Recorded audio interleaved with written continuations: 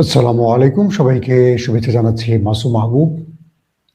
প্রিয় দর্শক, আগামীকাল বাংলাদেশে ত্রয়োদশ সংসদ নির্বাচন। এক কথায় প্রতিটি মানুষের মধ্যে টান টান উত্তেজনা চলছে। পর্দার সামনে, পর্দার অন্তরালে অনেক খেলা চলছে। আমাদের সাংবাদিক সমাজ অর্থের কাছে বিক্রি হবে।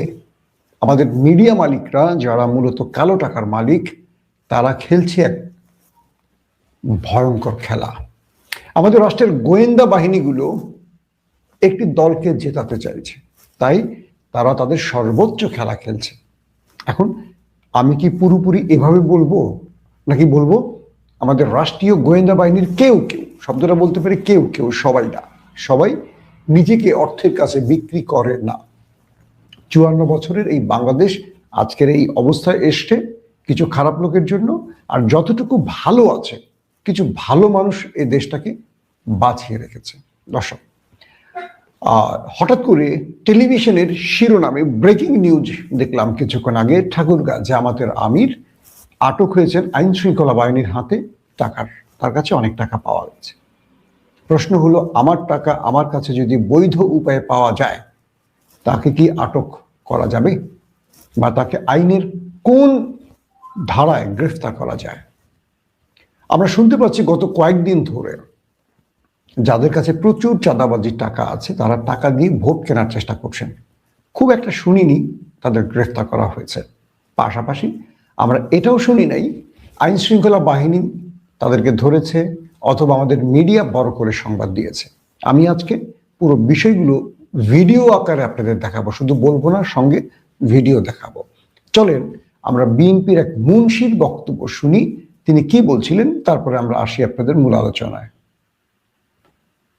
ক্ষমতায় বিএনপি থাকে, আর যদি আপনারা অন্য দলকে ভোট দেন, আমি কিন্তু আপনাদের কাউকে, ক্ষমতায় বিএনপি থাকে আর যদি আপনারা অন্য দলকে ভোট দেন, আমি কিন্তু আপনাদের কাউকে ছাড়বো না। আমি তাদের ঘর বাড়ি সব পুরায়া সরকার করে দেবো। আমি কিন্তু কথা খুব পরিষ্কার ভাবে বলতেছি, এটা মনে করেন আমি ভয় দেখাচ্ছি। আমি পরিষ্কার করে বলেছি, কথা আপনি রেকর্ড করে বলে দিতে পারেন, যে দিয়া ফেসবুকে ছেড়ে দিতে পারেন, আমার অসুবিধা নাই। আমি এটা মিন করতেছি। সুতরাং আমাকে যেন অপমানিত না হইতে হয়। আমি বুঝতে পারছেন, একজন বিএনপির সিনিয়র নেতা বলছেন কেউ যদি ধানের শীষে ভোট না দেয় তাদের বাড়িঘর জ্বালিয়ে দেবেন। তিনি অপমানিত হতে পারবেন না, পরাজয় মেনে নিতে পারবেন না। এই ব্যক্তির বক্তব্যটি কয়টা টেলিভিশনে ব্রেকিং নিউজে দেখেছেন। প্রকাশ্যে একজন সিনিয়র পলিটিশিয়ান হুমকি দিচ্ছেন বাড়িঘর জ্বালিয়ে দেবেন যদি কেউ ভোট কেন্দ্রে যায়, মানে দাড়িপাল্লা বা হাত পাখা অথবা অন্য মার্কার, কেবল ধানের শীষের পক্ষের লোকেরা ভোট দেবে, তাকে যেন কেউ, মানে তার বিরুদ্ধে যেন কেউ ভোট না দেয়। বিরুদ্ধে ভোট দিলে বাড়িঘর সব জ্বালিয়ে দেবেন। আবার তিনি বলছেন প্রয়োজনে সব ভিডিও করেন আপনারা, আমি কিচ্ছুকে ভয় করি না। এই ব্যক্তি তার বক্তব্য কয়টা টেলিভিশনে ব্রেকিং নিউজ দেখেছেন? আপনারা দেখেন নাই। কোনটা দেখছেন এখন ব্রেকিং নিউজ? এইটা দেখতেছেন, দেখেন তো এই ভিডিওটা আপনার সবাই। আর ইয়া কি গ্রামের নাম কি? গ্রামের শহরে হাজিপাড়া, ঠাকুরগাঁ সদরে, প্রপারে বাসা শহর। হ্যাঁ, কি করেন আপনি? শিক্ষকতা। কোন স্কুলের? কলেজে? সালান্দা। হ্যাঁ, ঠাকুরগাঁ সালন্দার কলেজের শিক্ষক আপনি? আচ্ছা, কত টাকা আছে এখানে আপনার লাগেছে? এখানে 50 প্লাস। 50 প্লাস আছে। 50 প্লাস আছে, 50 লাখ। হ্যাঁ, কিসের টাকা এগুলো? ব্যবসা। কিসের ব্যবসা করেন? গার্মেন্টস। গার্মেন্টসের ব্যবসা করেন?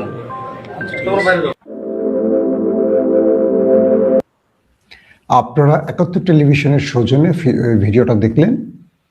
আমার প্রশ্ন হলো, আপনারা তার ইন্টারভিউতে কি বুঝলেন? তাকে যখন আইন শৃঙ্খলা বাহিনী জিজ্ঞাসা করছে, তিনি কি বললেন?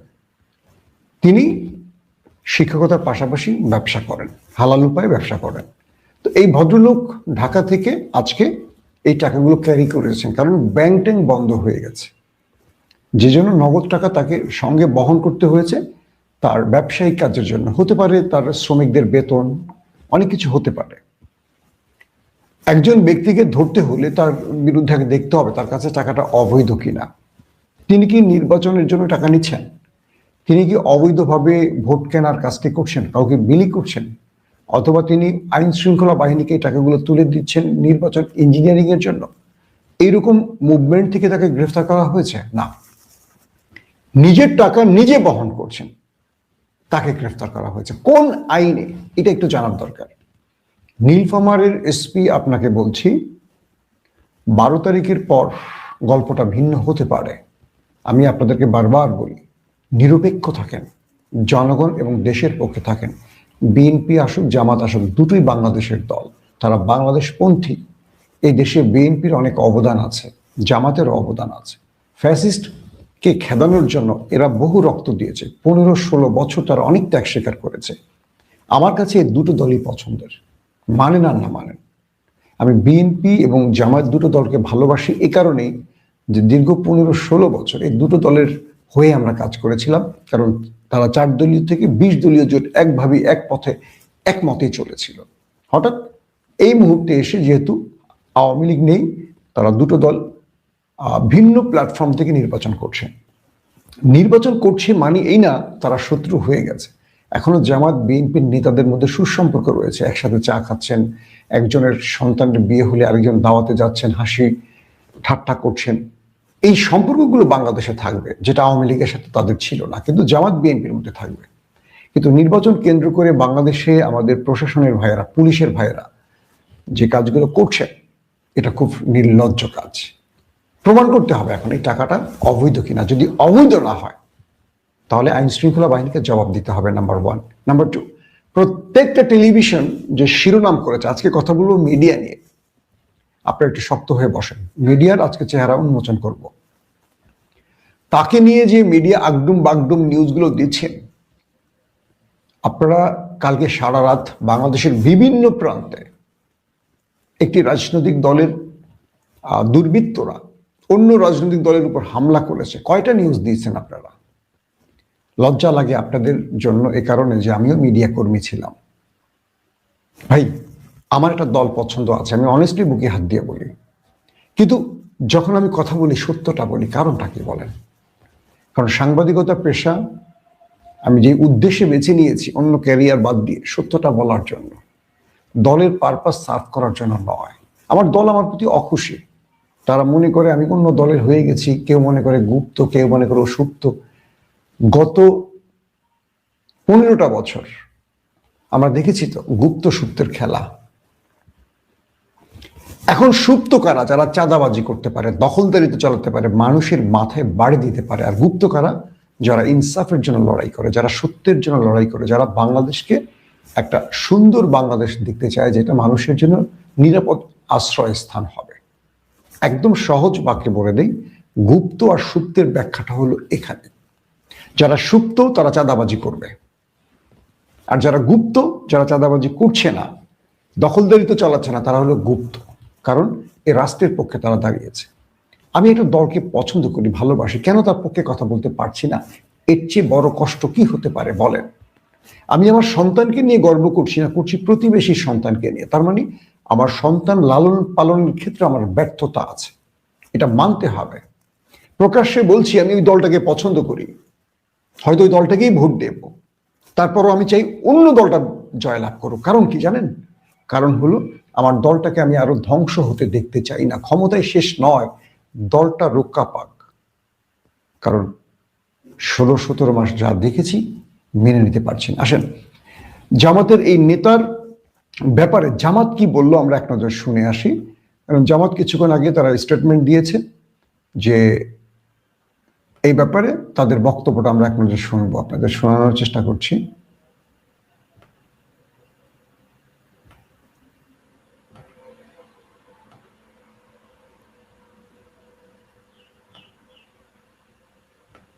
আমি আরেকটি ঘটনা বলতে চাই যে আমাদের একজন দায়িত্বশীল গতকালকে ঢাকা থেকে আজকে তিনি ঢাকা থেকে গিয়েছেন সৈয়দপুর বিমানবন্দরে, এবং সেখানে আইন শৃঙ্খলা বাহিনী তাকে একটা সাজানো নাটক করেছেন। তিনি তার বক্তব্য স্পষ্ট করেছেন যে আমার ব্যবসার জন্য আমি আসা যাওয়া করি, ব্যাংক বন্ধ, আমাকে কিছু লেনদেন করতে হবে, এই জন্য তার সাথে কিছু নগদ টাকা ছিল, যেটি খুবই স্বাভাবিক। একজন মানুষ ব্যবসা করতে পারেন, তার পরিবারের প্রয়োজনে বা অন্য প্রয়োজনে তিনি এটা ক্যারি করতে পারেন। এয়ারপোর্টের মতো একটা রেস্ট্রিক্টেড এরিয়াতে যেখানে খুবই লিমিটেড মানুষের চলাফেরা, সেখানে একটা নাটক সাজানো হয়েছে যে তিনি এই টাকা নিয়ে যাচ্ছেন এবং এটা বিভিন্ন অর্থ করার জন্য বিভিন্ন ধরনের বলা হচ্ছে নিউজ করা হচ্ছে। ইতিমধ্যে তিনি একজন বয়স্ক লোক, একজন দায়িত্বশীল ব্যক্তি আমাদের, তিনি অসুস্থ হয়ে পড়েছেন মেন্টালি এই টর্চারের কারণে। তিনি এই মুহূর্তে হাসপাতালে আছেন, রংপুর হাসপাতালে তাকে নেওয়া হচ্ছে। আমরা খুবই দৃঢ়তার সাথে বলতে চাই, বাংলাদেশ জামাত ইসলামী তার নীতি নির্ধারণ, তার কর্মপন্থা, তার কর্মসূচি এবং তার সাংগঠনিক কার্যক্রম পরিচালনা সব সময় স্বচ্ছতা এবং জবাবদিহিতার সাথে আমরা ভূমিকা পালন করে থাকি। জামাত ইসলামী নেতৃবৃন্দকে, জামাত ইসলামীকে বিতর্কিত করার জন্য এই ধরনের অপপ্রয়াস অতীতে হয়েছে। গত 28 তারিখ আমিরে জামাত যখন কুষ্টিয়া থেকে সফর আরম্ভ করেন, আপনারা খেয়াল করেছেন, তখন মেহেরপুর জেলা আমিরের গাড়িতে অস্ত্র পাওয়া গিয়েছে এই মর্মে একটা নিউজ দেওয়া হলো। পরে দেখা গেল 1 ঘন্টার মাথায় সেটা হচ্ছে বাঁশ ছিল, লাঠি ছিল অথবা এই ধরনের ছিল যেগুলা কাজের জন্য নেওয়া হচ্ছে, অর্থাৎ সেখানে স্টেজের কাজের জন্য নেওয়া হচ্ছে, শাবল নেওয়া হচ্ছে, কুদাল নেওয়া হচ্ছে। 1 ঘন্টার মধ্যে পরবর্তীতে তার গাড়ি দেখা গেল তিনিও গাড়িতে নেই, তার নির্বাচনী কাজে ব্যবহৃত গাড়িতে এই জিনিসগুলো ছিল, কিন্তু বলা হলো যে অস্ত্র তিনি বহন করছেন। এই ধরনের উদ্দেশ্য প্রণোদিত ভাবে কিছু নিউজ তৈরি করে কিছু লোক আইন শৃঙ্খলা বাহিনীর একটা অংশের যোগসাজশে আমাদের ভাব মর্যাদাকে নষ্ট করার জন্য চেষ্টা করা হচ্ছে। অথচ 1 ঘন্টার মধ্যে তাকে ছেড়ে দেওয়া হয়েছে, তাকে বলতে তার সাথে গাড়িতে যারা ছিলেন এবং বলা হচ্ছে যে এগুলো কিছুই ছিল না, এবং সেটাই আসলে বাস্তব ছিল। তো এইভাবে আমাদের মনে হচ্ছে যে একদল লোক রাজনৈতিক ভাবে, প্রিয় সাংবাদিক বন্ধুগণ, আমি আরেকটি ঘটনা বলতে চাই যে আমাদের একজন দায়িত্বশীল গতকালকে আজকে তিনি ঢাকা থেকে গিয়েছেন সৈয়দপুর বিমানবন্দরে, এবং সেখানে আইন শৃঙ্খলা বাহিনী তাকে একটা সাজানো নাটক করেছেন। তিনি তার বক্তব্য স্পষ্ট করেছেন যে আমার ব্যবসার জন্য আমি আসা যাওয়া করি, ব্যাংক বন্ধ, আমাকে কিছু লেনদেন করতে হবে, এই জন্য তার সাথে কিছু নগদ টাকা ছিল, যেটি খুবই স্বাভাবিক। একজন মানুষ ব্যবসা করতে পারেন তার পরিবারের প্রয়োজনে বা অন্য প্রয়োজনে তিনি এটা ক্যারি করতে পারেন। এয়ারপোর্টের মতো একটা রেস্ট্রিক্টেড এরিয়াতে যেখানে খুবই লিমিটেড মানুষের চলাফেরা, সেখানে একটা নাটক সাজানো হয়েছে যে তিনি এই টাকা নিয়ে যাচ্ছেন এবং এটা বিভিন্ন অর্থ করার জন্য বিভিন্ন ধরনের বলা হচ্ছে নিউজ করা হচ্ছে। ইতিমধ্যে তিনি একজন বয়স্ক লোক, একজন দায়িত্বশীল ব্যক্তি আমাদের, তিনি অসুস্থ হয়ে পড়েছেন মেন্টালি এই টর্চার। আপনারা শুনলেন, আমরা আপনাদেরকে বক্তব্যটা শোনাবার চেষ্টা করছিলাম। প্রশ্ন হলো জামাতের প্রচার সম্পাদক যিনি, তার নাম হলো এহসানুল মাহবুব জোবায়ের, তিনি স্পষ্ট বক্তব্যটা দিলেন। তিনি ঢাকা থেকে টাকাটা ক্যারি করেছেন, তার ব্যক্তিগত টাকা, ব্যবসায়িক টাকা। আমি দেখলাম আমাদের আল জাজিরার কথিত ভাড়াটে সাংবাদিক না হাম্বাদিক চোকান নাইন তার ফেসবুকে ভিডিওটি দিয়েছে এবং এটা নিয়ে এখন সোশ্যাল মিডিয়ায় ভাইরাল। আমরা আশা করি সন্ধ্যার মধ্যে বিএনপির আরো বড় কিছু ভাইরাল হয়ে যাবে হয়তো, কারণ এটাই হয় বাংলাদেশে সবসময়। একজনের বৈধ টাকাকে অবৈধ করতে গিয়ে তাদের অবৈধ জিনিস হয়তো বেরিয়ে আসবে। একটু ওয়েট করতে হবে আমাদের, কারণ নির্বাচনের জন্য এখনো কিছু সময় বাকি আছে। আসেন মিডিয়ার কিছু চেহারা দেখাই। আমি লন্ডনে থাকা অবস্থায় বিবিসির একটা ট্রেনিংয়ে ছিলাম, লম্বা একটা ট্রেনিং সাংবাদিকতার বিষয়ে। তো আমাদেরকে সাংবাদিকতা শেখাতো ওরা, মানে পশ্চিমা দুনিয়া আমাদের সাংবাদিকতা শেখাতো। কিভাবে জানেন? যে কিভাবে ইসলামকে জঙ্গি প্রমাণ করা যায়। দেখবেন দখলদাররা যখন প্যালেস্টাইনে কয়েক লক্ষ মানুষ মারল, তখন তাদের রাষ্ট্রের নিরাপত্তার অজুহাত দেখিয়ে মারলো এবং এই মারগুলোকে পুরো পৃথিবী মানে পশ্চিমা দুনিয়া বৈধ করে ফেললো। আর প্যালেস্টাইন যখন হামলার পর মানে মার খেয়ে ঘুরে দাঁড়াবার চেষ্টা করলো, তখন বললো ওই দেখো ওরা রকেট মারছে, ওরা সন্ত্রাসী, ওদেরকে চলো ইউরোপ আমেরিকা সব এক হও, ওদেরকে আমরা ধোলাই দিই। দখলদার দেশটিকে ফ্রান্স, জার্মান, ইটালি সহ আমেরিকা সহ সবাই অস্ত্র দিল ফিলিস্তিনকে আরো মারার জন্য। যখন ইরান সমর্থন করলো ফিলিস্তিনকে, তখন ইরানেও হামলা শুরু হলো। যখন তুরস্ক সমর্থন করলো ফিলিস্তিনকে, তখন তুরস্কের ভেতরে আপনারা দেখলেন কি হামলার ঘটনা ঘটলো। হামলা মানে সন্ত্রাসী হামলার ঘটনা ঘটলো। এই পশ্চিমা দুনিয়া তাদের মিডিয়া দিয়ে প্রমাণ করে যাদের দাড়ি আছে, টুপি আছে, তারা সন্ত্রাসী। যারা হকের কথা বলে তারা জঙ্গি, জেহাদি। আর ওরা এই পশ্চিমা দুনিয়া অস্ত্র বিক্রির নামে পুরো পৃথিবীতে যুদ্ধ ছড়িয়ে দেয়। ইরাককে ধ্বংস করেছে, তারা আফগানকে ধ্বংস করেছে, সিরিয়াকে ধ্বংস করেছে, লিবিয়াকে ধ্বংস করেছে। তারপর তারা এরকম ধারাবাহিকতা, তারা প্রচুর মুসলিম দেশকে ধ্বংস করেছে বিভিন্ন অজুহাত। কখনো সাদ্দামের কাছে রাসায়নিক অস্ত্রের অভিযোগ তুলে হামলা করে ইরাকে, শেষে দেখা যায় কিচ্ছু পাওয়া যায়নি, ইরাকটা ধ্বংস হয়ে গেল। এইভাবে মুসলিম দেশগুলোকে তারা ধ্বংস করে এবং তাদের এই বিবিসি, সিএনএন, রয়টার্স, এই গণমাধ্যমগুলোর এই ন্যারেটিভটাকে তৈরি করে দেয়। এটা হলো ওদের সাংবাদিকতা। তো আমাদের সাংবাদিকরা ঠিক এই কাজটি করে। এই নির্বাচনে সবচেয়ে বেশি টাকা বিলি করছে কারা? কারা তাদের লুটপাট, চাঁদাবাজির অবৈধ টাকাগুলো দিয়ে নির্বাচন ইঞ্জিনিয়ারিং এর চেষ্টা করছে? প্রত্যেকে বুকে হাত দিয়ে বলতে পারবেন তাদের নামটা। কিন্তু ফাঁসানো হলো এক নিরীহ ব্যক্তিকে, যিনি ব্যক্তিগত টাকা নিয়ে ব্যক্তিগত টাকা ক্যারি করছে। তো আমাদের দেশের মানুষ সেই জন্য আমাদের মিডিয়াগুলো আর দেখে না। বাংলাদেশে এখন কত শত টেলিভিশন জানি না, কয়টা টেলিভিশন মানুষ দেখে।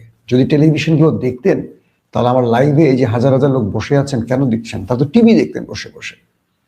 আমরা দেখেছি হাসিনার 15-16 বছরে প্রত্যেকটা টেলিভিশন হাসিনার গুণগান গেয়েছে। হাসিনা চলে যাওয়ার পর মিডিয়ার চরিত্র চেঞ্জ হয়েছে। আবার একটা দল আসবে, তাদের গুণগান গাবে আর অপোজিশনকে সাইজ করবে। তো এইভাবে আমাদের গণমাধ্যমগুলো একটা নিরীহ গোষ্ঠীকে সন্ত্রাসী দেখাবে, জঙ্গি দেখাবে। হ্যাঁ দেখেন, জামাত নারীর নেতৃত্ব মানে না। আমার বক্তব্য আজকে জামাতের পক্ষে যাচ্ছে, সরি টু সে, কিছু মনে করবেন না। সত্যটা বলতে আসলে উচিত, বলা উচিত। কখন আল্লাহ জীবনটা নিয়ে যায় তো আল্লাহর কাছে কি জবাব দিব? আল্লাহ বলবো তুই সাংবাদিকতা করছিস, মিথ্যা কথা করছিস কেন? তোর জিব্বা কেটে দিলাম। তো জিব্বা তো আমার, কাটলে আমি ব্যথা পাবো, আমার দল ব্যথা পাবে না। সত্যটা বলতে হবে। নারীদেরকে সবচেয়ে বেশি সম্মান করে কোন দলটি? আপনার বুকে হাত দিয়ে বলেন। আমি কোনো প্রশ্ন করবো, শুধু উত্তর দেবো না, আপনারাই উত্তর দেবেন। নারী নির্যাতন, নারী ধর্ষণ, নারীর সাথে যত রকম অপরাধ আছে, কোন দলটি বেশি করে? কারা করেছে বিগত 15-16 বছর দেখেছেন? কিন্তু সবচেয়ে বেশি দায় কার এসছে? ইসলামী বা হুজুরদের উপর। 71-এ রাজাকার কারা ছিলেন? আলেম ওলামা নাকি সুবিধাবাদীরা? কিন্তু নাটক সিনেমায় দেখেন কাদেরকে? হুজুরদেরকে। আমাদের বাংলাদেশে রাষ্ট্রের জন্য সন্ত্রাসী বা চাঁদাবাজি, মাস্তানি, গুন্ডামি, যত রকম অপকর্ম, খুন খারাপি কারা করে? হুজুররা নাকি অন্যরা? কিন্তু দোষ কাদের? সবচেয়ে বেশি খারাপ হুজুররা। আমাদের টেলিভিশনে নারী অ্যাঙ্কররা একটু ইসলামিক মাইন্ডের লোক পেলে চেপে ধরে। কেন চেপে ধরে? তারা মনে করে হুজুররা এক অন্য জগৎ থেকে আসছে, তারা দেশের আইন শৃঙ্খলা বা নিয়ম কানুন জানে না। তো আমাদের মিডিয়ার চরিত্রটা এমন হয়ে গেছে, দেখবেন যে শুনেছি গতকালকে আমাদের রাষ্ট্রীয় কিছু গুরুত্বপূর্ণ সংস্থার সাথে মিডিয়া কর্মীদের বৈঠক হয়েছে, কিভাবে এই নির্বাচনটা ইঞ্জিনিয়ারিং করা যায়। আমি আপনাদেরকে বলবো, টেলিভিশনে চোখ রাখার দরকার নেই। টেলিভিশনগুলো সব বিক্রি হয়ে যায়, কারণ যারা টেলিভিশন নিয়ন্ত্রণ করছেন, আপনারা জানেন যে আওয়ামী লীগ চলে যাওয়ার পর প্রত্যেকটা টেলিভিশন কারা নিয়ন্ত্রণ করছে? পরিকল্পিত এই ছোট্ট ঘটনাকে প্রত্যেকটা টেলিভিশনে ব্রেকিং নিউজ করা হয়েছে। এটা কিন্তু একটা কি বলবো, মিডিয়া সন্ত্রাস বলা যায়, মিডিয়া কু বলা যায়। ছোট্ট ঘটনা, কারণ তারা বিগত সময় একটা ঘটনা পায়নি। অথচ এই মিডিয়া বিএনপি নেতা মুন্সির বক্তব্যটাকে জোরালোভাবে প্রচার করেনি, যিনি বাড়িঘর জ্বালিয়ে দেবেন হুমকি দিয়েছেন। গত রাত থেকে বিভিন্ন প্রান্তে সন্ত্রাসীরা যে হামলা করেছে রাজনৈতিকভাবে বিপরীত দলের উপর, এই নিউজগুলো কোনো গণমাধ্যমে সেই অর্থে দেখেন নাই। দেখছেন একজন ব্যক্তি তার টাকা ক্যারি করেছে, বিমানে করে টাকা ক্যারি করছে। সে তো অন্যায়ভাবে চুপিচারি না, বিমান তো চেকিং হয়। লাগেজ, যারা বিমান যাতায়াত করেন তারা জানে না যে লাগেজ চেক হয়। এটাকে নতুন কিছু? এই ঘটনাগুলো কারা ঘটিয়েছেন? আইন শৃঙ্খলা বাহিনীর মধ্যে একটা গ্রুপ আর আমাদের রাষ্ট্রীয় এজেন্সি মিলে। তো মানুষ কি এই ঘটনাগুলো খেয়েছে? এই ঘটনায় কি কারো ভোট কমছে না বাড়ছে? বলেন। পাথর দিয়ে মানুষ মারা আর নিজের টাকা বৈধ করে নেয়া এক জিনিস। তো আমাদের এই মিডিয়ার চরিত্রগুলো আসছে সময়গুলোতে, সময় যেমন নির্বাচন পর্যন্ত, কালকে দেখবেন কি কি ঘটতে পারে। কালকে দেখবেন কেন্দ্র দখল, কোনো মিডিয়া নিউজ দেবে না, পুলিং চিৎকার করবে, এজেন্ট বের করে দিবে, মারধর করবে, নারীদের উপর হামলা হবে। শুধু সোশ্যাল মিডিয়া দেখবেন, কিন্তু মিডিয়া দেখবেন না। সেই নির্দেশনা মিডিয়ার কাছে চলে এসছে। কেউ কেউ হয়তো সাহস করবে, যাদের বুকে সাহস আছে, হিম্মত আছে, কিন্তু মিডিয়াগুলোতে দেখছেন আপনারা বিগত সময় কারা বিজ্ঞাপন দিয়েছে। সেদিন নাহিদ ইসলাম অভিযোগ করেছে তাদের বিজ্ঞাপন নিচ্ছে না কোনো টেলিভিশন, কিন্তু একটি দলের বিজ্ঞাপন নিচ্ছে প্রচারের জন্য। এটা কি মিডিয়ার চরিত্র হতে পারে? একদমই না। কিন্তু এটি আমাদের মিডিয়ার চরিত্র। আমি বিশ্বাস করি 12 তারিখের পর মিডিয়ার চরিত্র পরিবর্তন হবে। যদি বাংলাদেশি কোনো সৎ শাসক, সুশাসক, ইনসাফকারী আসে, আইনের শাসন প্রতিষ্ঠিত হয়, এই দেশ পরিবর্তন হবে। একটা কথা মনে রাখবেন, 54 বছর পর বাংলাদেশ সঠিক পথে হাঁটতে যাচ্ছে। স্রেফ আপনার একটা ভোট বলে দিচ্ছে বাংলাদেশ কোন পথে যাবে। আপনি কি বিগত সময়ের মতো ভুল করবেন, নাকি এবার বাংলাদেশের মালিকানা বুঝে নেবেন? চিন্তা করেন। নেতার চামচামি না করে, নেতার জুতো বা ছাতা না টেনে এবার নিজে দেশের মালিক হন। নেতা আপনার পিছে ছুটবে। কালকে কথাটি আবারও রিপিট করছে, আমরা নেতার পেছনে ছুটছি, এবার নেতা আমাদের পেছনে ছুটবে। সেই কাজটি আপনাকে করতে হবে। ভোট বুঝে শুনে দেবেন। আরেকটি কথা, হায়ের পক্ষে ভোট দেবেন। যদি হায়ের পক্ষে ভোট দেন, বাংলাদেশে কেউ আমাদের মাথায় কাঁঠাল ভেঙে আর খেতে পারবে না। এই জনগণ এই রাষ্ট্রের মালিক হবে। যদি রাষ্ট্রকে ভালোবাসেন, এই জাতিকে ভালোবাসেন, নিজের বিবেক বুদ্ধি থাকলে